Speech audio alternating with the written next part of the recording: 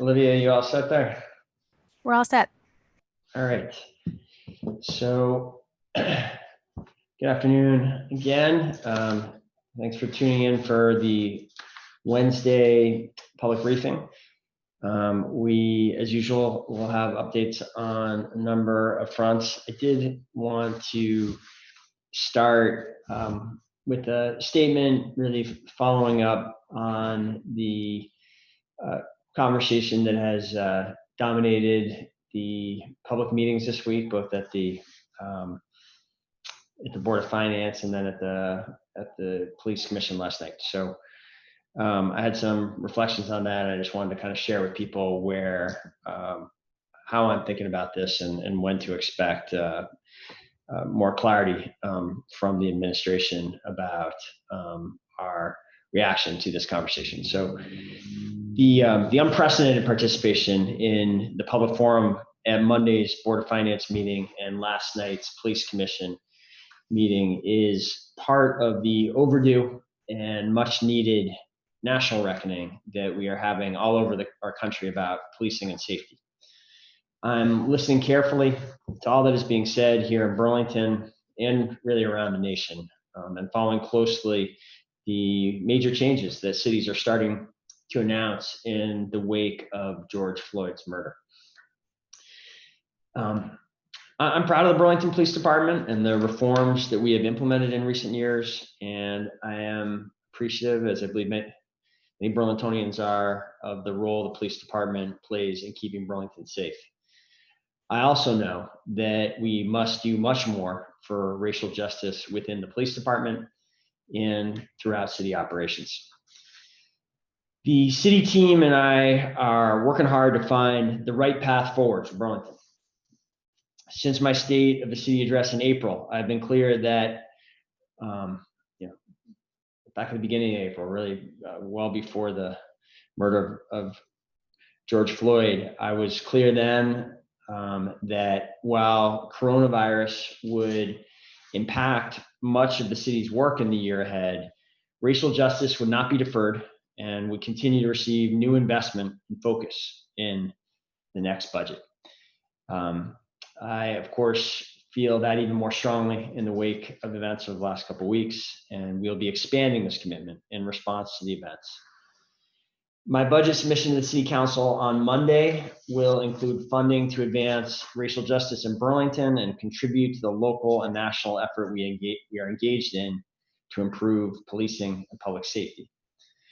I have great hope in my heart and expect that with this budget, we will make impactful and long overdue progress towards racial justice in Burlington. So that is where we are on that effort, and there will be a lot more to say about that on Monday when I submit my budget to the council. With that, Olivia, I think let's start the presentation. So we wanted to start today with an update on the COVID-19 outbreak that started in Winooski and has spread to Burlington. I talked about this some on Monday, and then I expressed appreciation to the state, which I still feel, for them moving quickly to get testing in place, and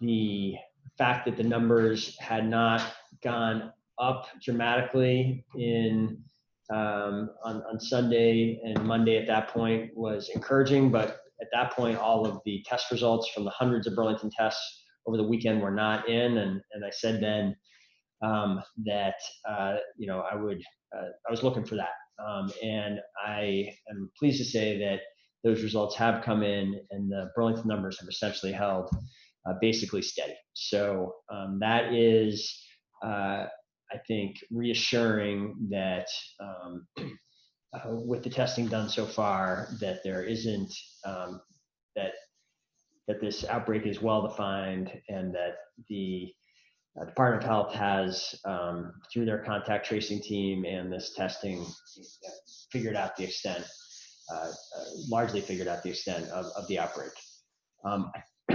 We are continuing to work with the Department of Health to ensure that any social contacts in Burlington that were at risk in this outbreak are tested.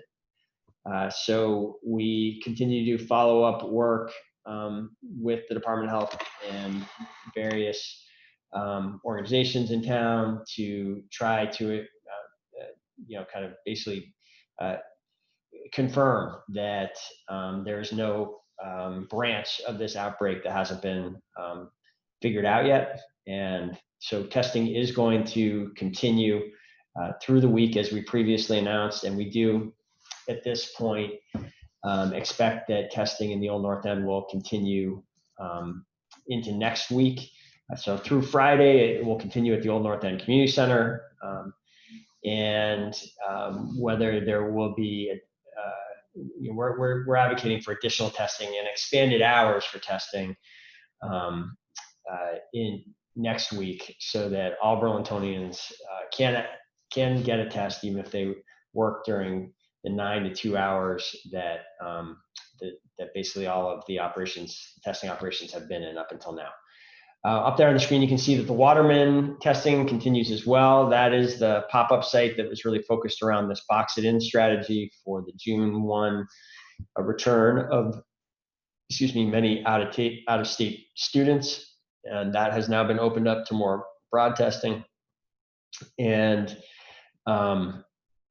that is, I think, the latest on the testing.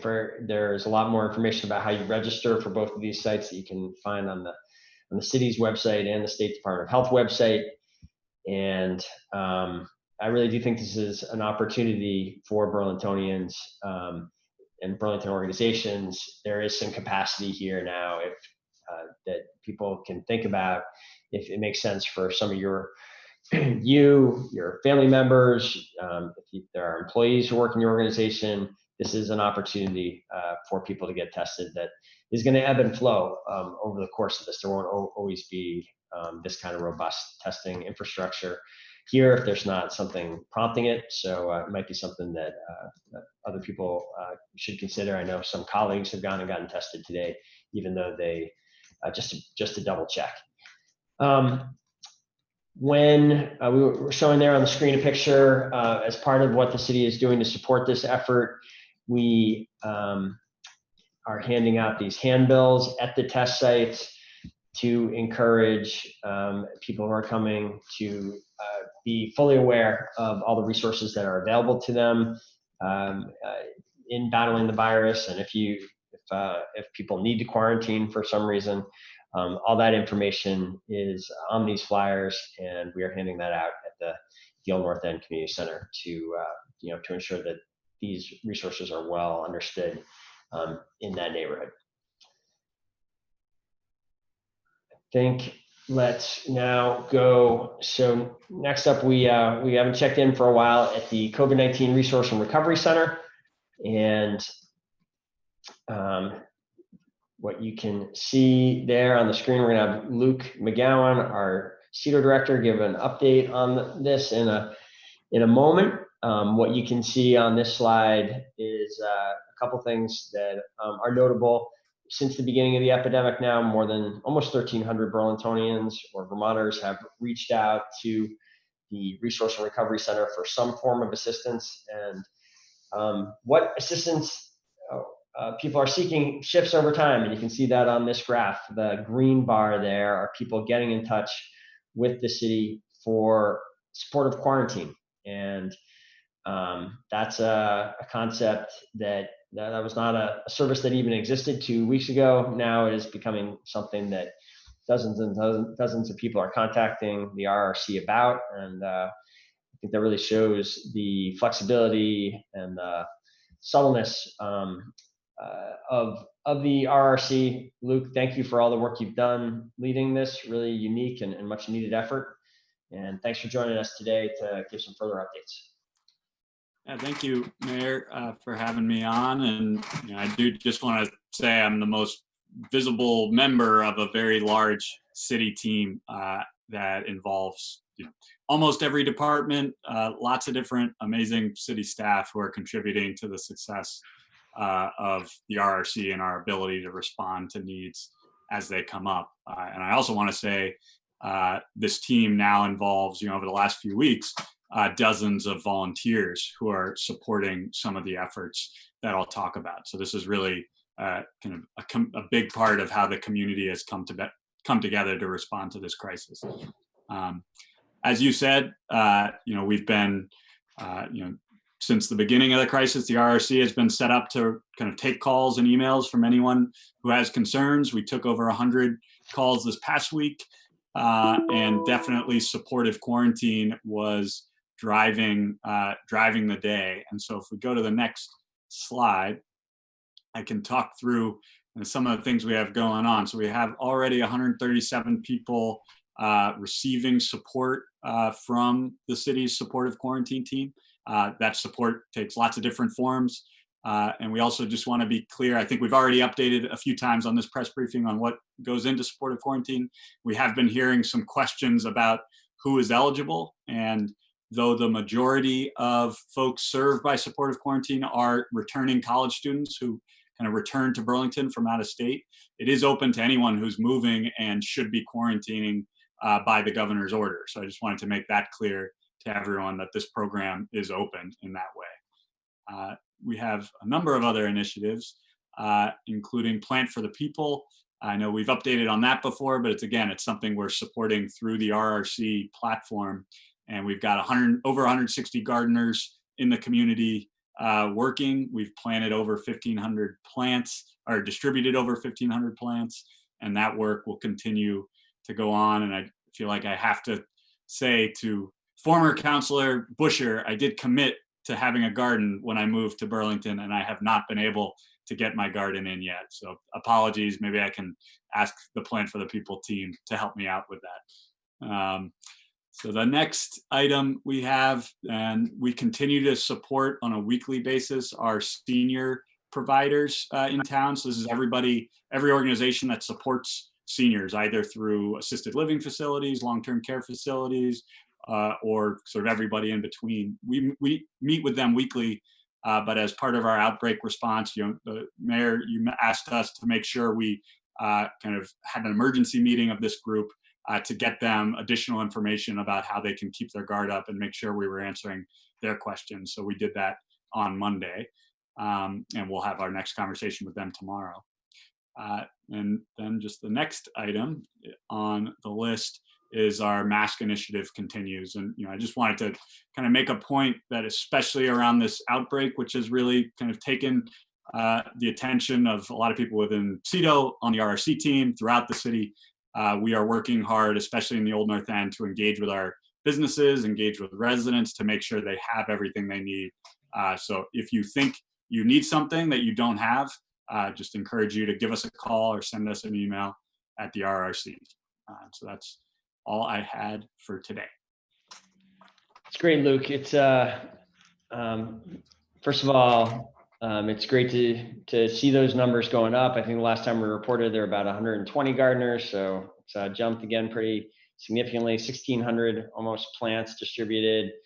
It's great to see. On the gardening point, Luke, I did want to make it clear, if you and Augie are interested in having that weeding experience this year, you're welcome over at the Weinberger house anytime. We did, Ada and I got our tomatoes and pepper plant and squash in, so we're. Well done. I'll send Augie over. So all right, excellent. And I do want to just on a serious note, the supportive quarantine pilot. I appreciate you making that clarification that this is open to anyone, and also we've talked about this a lot in the context of this June 1 plan, and we're kind of moving past that. We still have some people coming back for the beginning of June, but a lot of that first surge has been addressed. My sense, and we're gonna we're still figuring out to some degree where this goes, but it's been pretty clear that this service is adding some value. We have some anecdotal early reports that these services are working as hoped. It is helping people quarantine and helping contain the virus.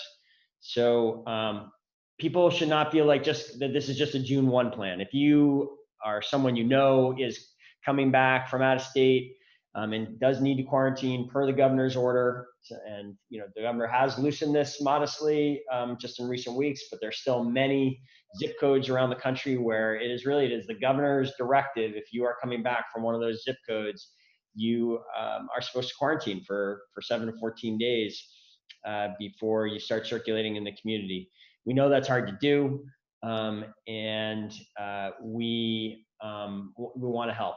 We think it's a matter of real public health importance that people make good on that quarantine, and this program is here for anyone who needs help doing that. So you can find a lot more information and sign up on the city's website. There's a landing page just for the quarantine program, and it's certainly going to be operating through the month of June. And I'm pretty, we'll see. We haven't made any decisions about beyond that if this is something that we should continue, but I think it's likely. So if you are planning this farther out, this is likely to be there for you as well.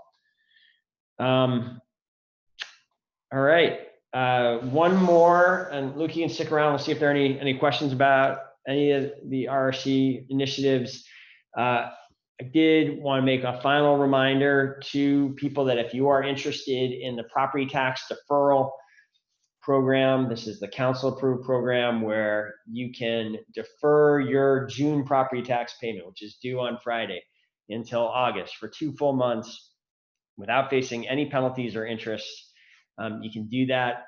There is a short application we need you to fill out if you want to do this at that link there on the screen.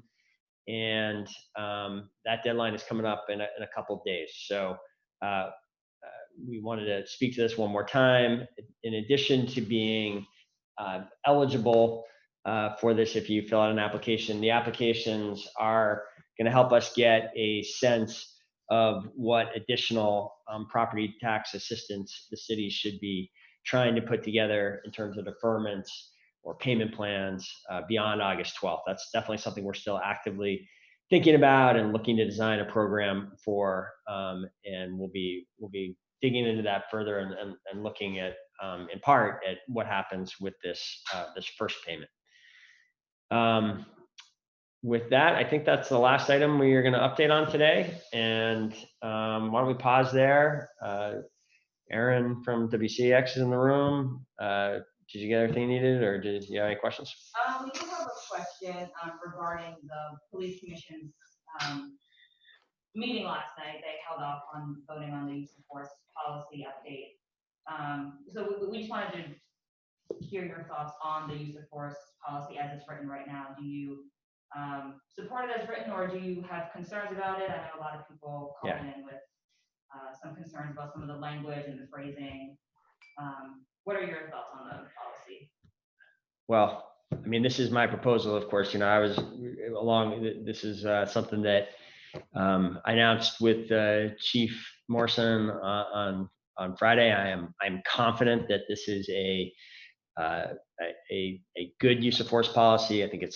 I'm confident it's an improvement over our existing, still relatively modern use of force policy, but this incorporates the latest best thinking on use of force policies from communities around the country that have grappled with these issues. It will be clearer for our officers to follow, and I think it is a better representation of the values of the Burlington community than the existing policy. So I'm hopeful it is adopted tonight. I did request. I was in touch with the police commission leadership and asked them to hold this emergency meeting to put this in place. This probably would have been in place already if it wasn't for COVID. This comes out of this long process that went from August until February of last year and then stalled out when COVID hit. I think it's time to get, I think it would be a tragedy if we didn't, if something were to happen and we would ask ourselves, could the policy have made a difference? We should get it in place.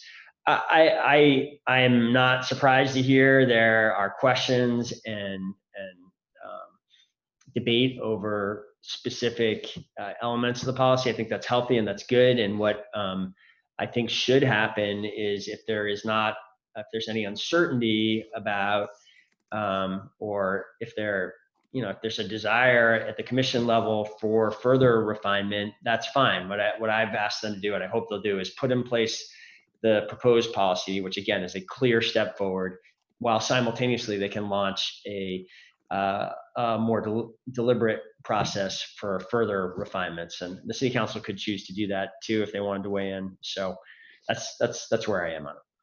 Okay. And if it does get adopted tonight, it will go to city council, correct? I don't believe so, actually. I'm not 100% sure about this. You might want to.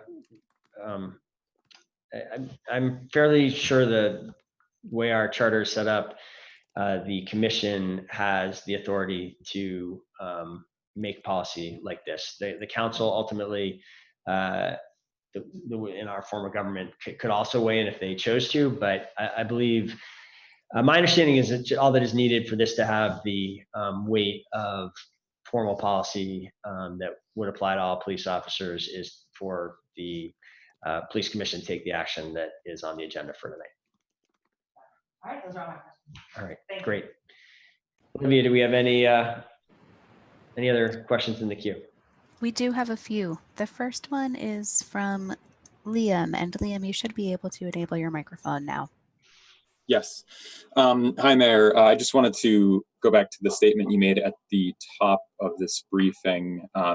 You talked about a proposal you're bringing to the city council. Could you offer some specifics about what that proposal might entail? I mean, we've been hearing from many people at these public meetings about cutting the department, the police department budget and whatnot. I'm just kind of wondering if your proposal is going to reflect any of what you've been hearing from so many people at these meetings. Yes, I've been listening very carefully to what is being raised, what has been raised by the public at these meetings. We also have reached out, and I'm planning on having further conversations with the Racial Justice Alliance, which is the coalition that has laid out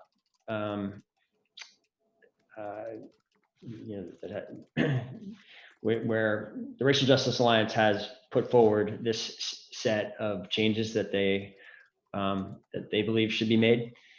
And yes, there will be certainly what I come forward with Monday will be different than what I was planning before this conversation began, and will be impacted by the proposals. There's some other issues that I think move us towards an improved, a better future in terms of racial justice that I want to speak with them and others about. And I think it's going to take me until Monday to have finalized that and to have the conversations I need to have to make sure I'm on the right track. But so tune back in Monday, Liam, for more detail. And Monday is, that's not a kind of arbitrary deadline. The way our process works is the charter gives the mayor, basically requires the mayor by June 15th of the year to bring forward a budget. And so that the 15th is Monday, and that's when I'll be bringing forward the proposal. All right. I just want to kind of clarify. So it's accurate to say, though, that you are currently revising the budget that you had initially proposed based on what you've been hearing from the public this week. Yeah, I think that's totally fair to say. I mean, the budget, and that's the way it's supposed to work from my perspective, Liam. We have a very public budgeting process always. This year, there's been, I think, more attention on it than in a typical year. And the way, the way our charter is set up, the budgeting process is a responsibility that falls to the mayor, and the administration is charged with presenting a budget to the council. But we're also supposed to do that in consultation with the Board of Finance. And so we've been doing that now really for a couple months, and always in that consultation process with the Board of Finance and with the public, our initial thinking on the budget changes. And certainly there has been, as I stated, unprecedented participation in these Board of Finance meetings. And I share where many of the people who have called in are coming from, a sense of outrage at some of the events that and some of the things that we've seen across the country in recent weeks, in terms of how peaceful protesters have been, the treatment that they've received at the hands of police officers in other parts of the country. I share the sense of urgency that in the year 2020, it is just unacceptable that we continue to be a country that is defined by racism to the extent that we are, and we have to do more on this. We made an important step in this direction. I'm very thankful to have. I'm really glad that with the council, we created this new capacity within the city of having a racial equity, inclusion, and belonging director in Taisha Green. Having Taisha be part of the budgeting processes is informing how we're moving forward as well. This will be a budget, as I've been saying since April, and as I said in the statement earlier, that while having to put on hold some other priorities, continues to prioritize racial justice, and it will be even more so a budget that tries to achieve progress in that direction based on the events of the last couple of weeks and the input that I've been receiving. Great. And just finally, Mayor, if just one last question. I mean, you've looked and talked about Minneapolis as a model for Burlington in terms of housing, initiatives there. I mean, you had Lisa Bender, the president of the Minneapolis City Council, here to talk about that. And now she and others have been calling to dismantle and begin the process of dismantling the police department. So do you see what Minneapolis is doing as a path for Burlington as well? So, I mean, it certainly is something I'm following very closely. I do respect Lisa Bender a lot, and you're right, she came here. She's a great leader on housing issues, and the fact that she and her colleagues on the council have decided to take that dramatic step, or they've made that commitment at least. They're being clear that something that's going to play out over a significant period of time. When I said in the statement that I'm watching what's happening closely around the nation, that's when what's happening there, what's happening in New York and Los Angeles, there's been significant, there's been some major changes in the way that different cities are moving forward in the wake of the murder of George Floyd. And I do think there are different, each city travels its own unique path. Each has its own journey. I do not see it being on the table. I'll be really clear. I'm not going to be proposing dismantling the police department on Monday. I don't think that's warranted here. I don't think the events that we have not had the huge battles with police unions that they've had in Minneapolis for years that have kept that city from being able to move forward on many police reforms. We've not had the repeated, just outrageous atrocities that like the George Floyd murder was not an unprecedented event in Minneapolis. So from my perspective, we're not in the same place as Minneapolis. I think it's wrong I think each city's going to have to find its own path and find its own way forward, and Burlington's will be different. But for 5 years, a major priority of mine has been police reform, has been to change the way we do policing. I was very moved by President Obama's 21st Century Police Task Force report. I've said countless times that Burlington is not I think we should be proud of the police department we have, and I think we have I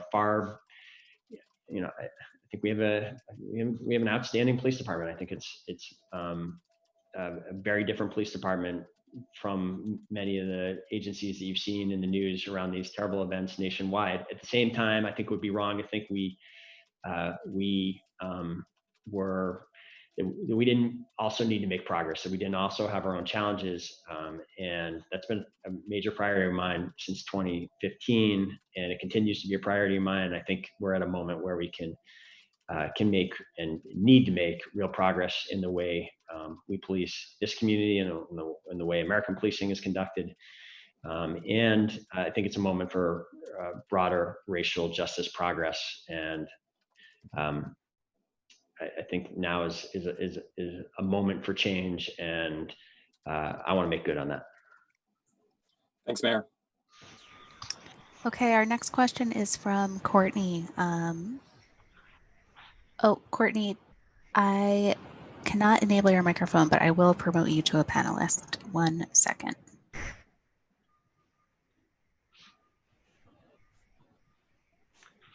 Hi there. Hi, Courtney. Thanks for letting me zoom in. So yeah, just a couple follow-ups for you, Mayor.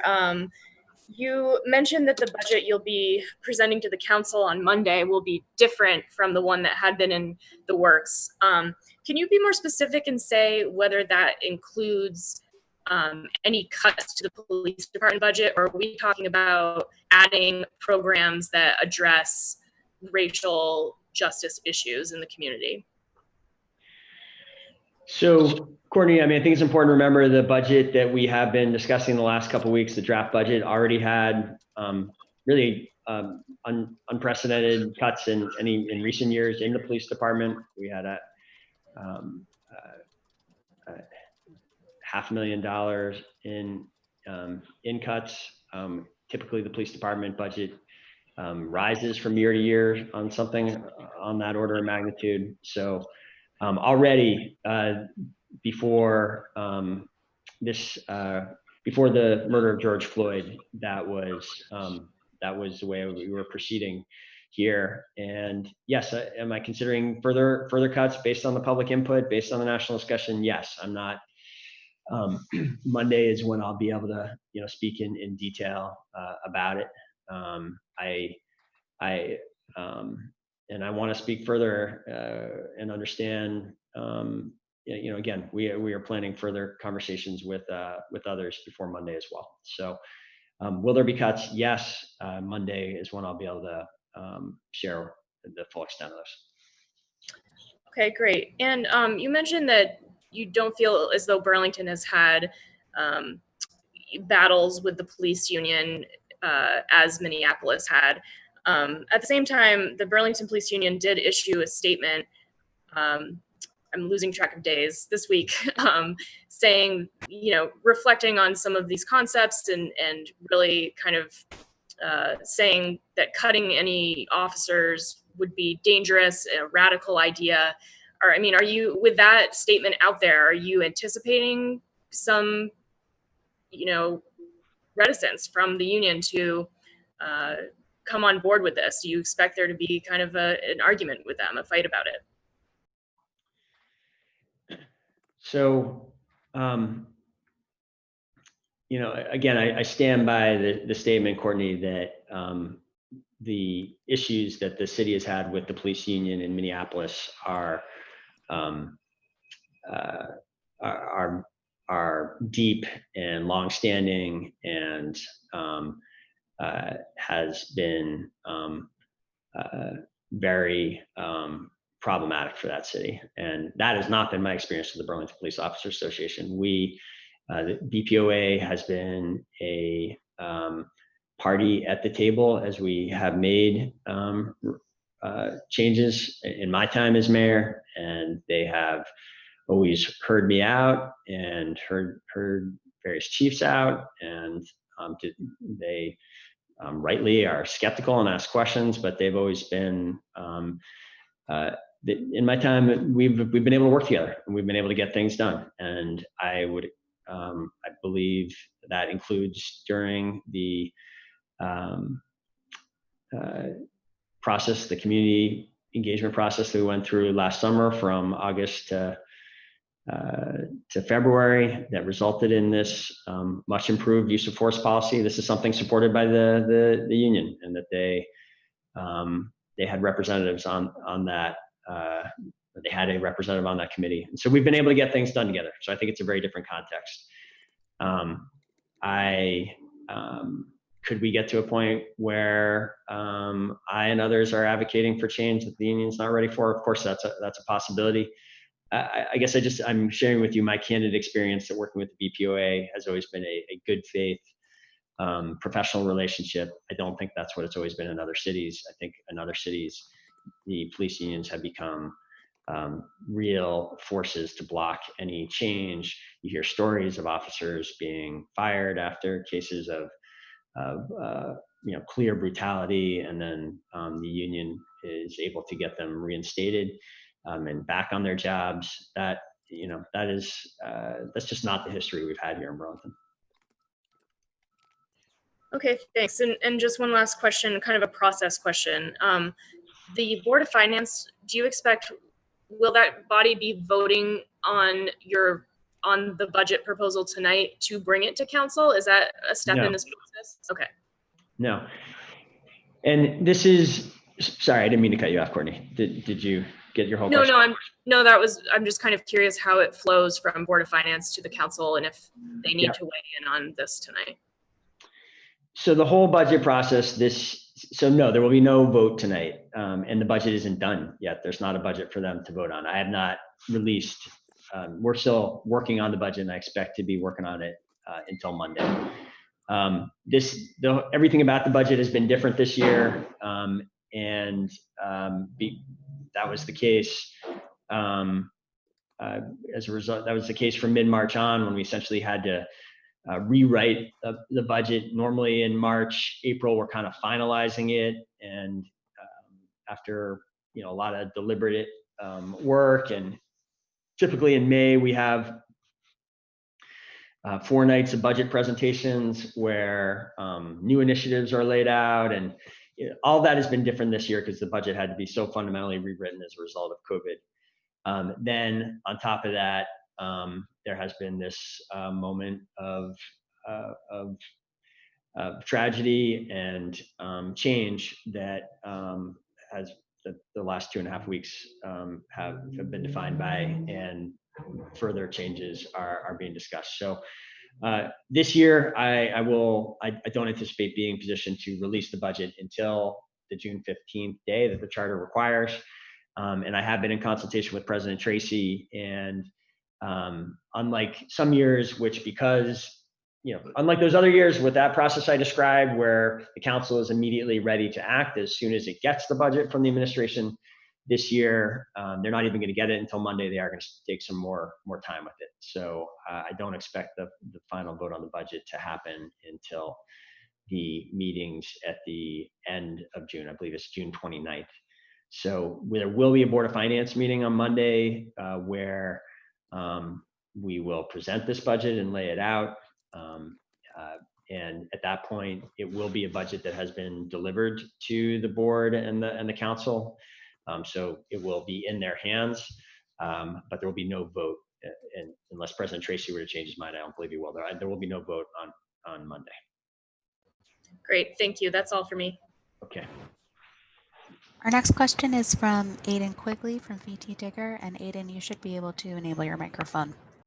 Hi, this is kind of following up on some earlier questions as well, but we've forwarded 10 hours of public forum in the last, between the 2 meetings in the last 2 days, the demands from the Racial Justice Alliance, which include cutting the department's head count by 40%, firing officers Coro, Campbell, and Bellavance, and getting officers out of schools, among other demands. I'm wondering, where do you stand on those? So let's talk about the ones that you've raised. So I've already spoken to the question of cuts, and I just don't have further to share there until I've gone through the work that I described. Again, the budget that I presented already had dramatic cuts in it, and we are considering further cuts. I've also spoken, and Chief Morrison has spoken to the issue with the 3 officers, and I'm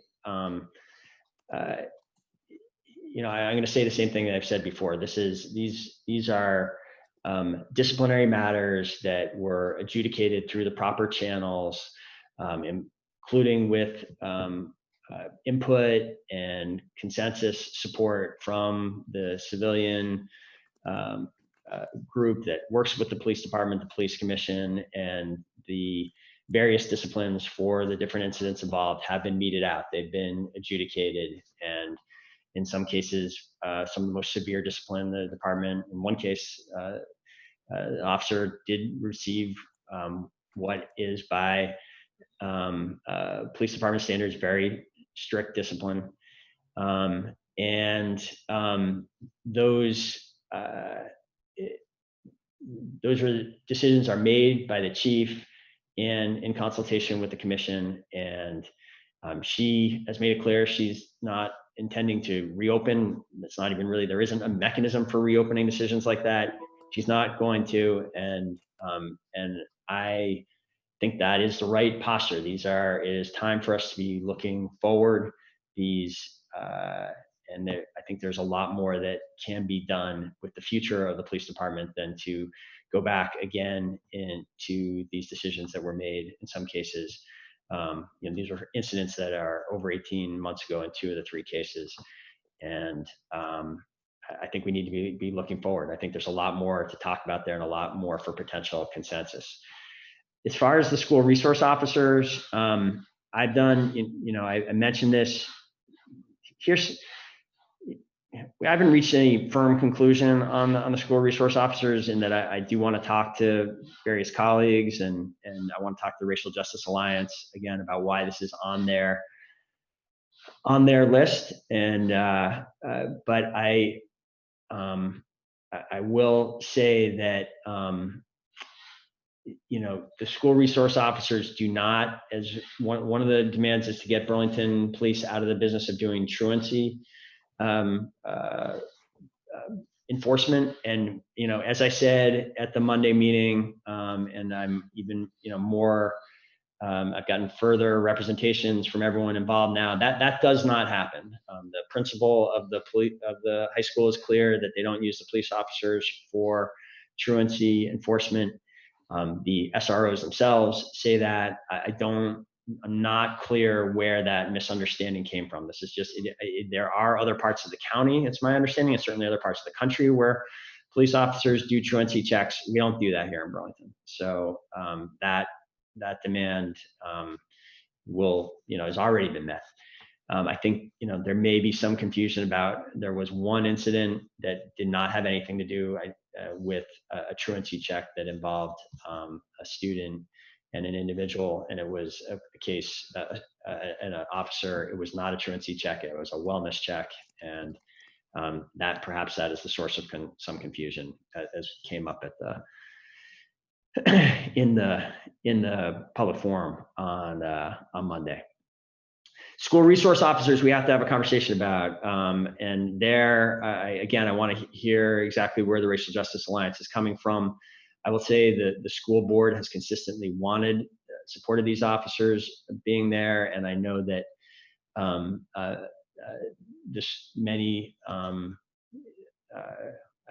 gotten, since I think there'll be more conversation of this. My sense is that this is something, a change we should do only carefully, because there's a lot of support for this from administrators within the schools and from, at least in the past, the school board.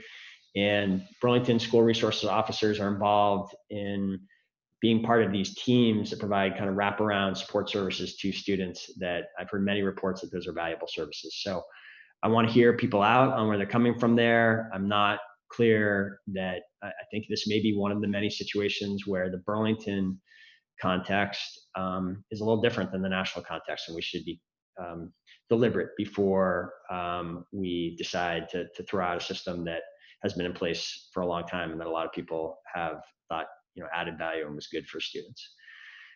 One thing that's been said to me consistently is by having school resource officers get to know the kids and be in the buildings, issues are addressed early on before they become criminal issues, before you actually have to have you have the police responding in a different context. Issues are avoided by having those kind of relationships and work going on in the building. So I think those are the ones you asked me to speak to directly. Again, my point in making the statement here today is to be clear that I've heard the hundreds of people who are demanding change. I am seeing and I am hopeful about the change that's happening around the country. And my Budget Monday will attempt to move Burlington in that direction. It will, and I'll have details on Monday about what that entails. Thanks. That's all I got. Okay. And it looks like those are all the questions we have from members of the media today. Great. Very good, Olivia. Thank you. Thanks everyone for tuning in. We will, I do expect we'll have a briefing on Friday at 2:00 as well. And we'll see you then. Thanks again, everyone.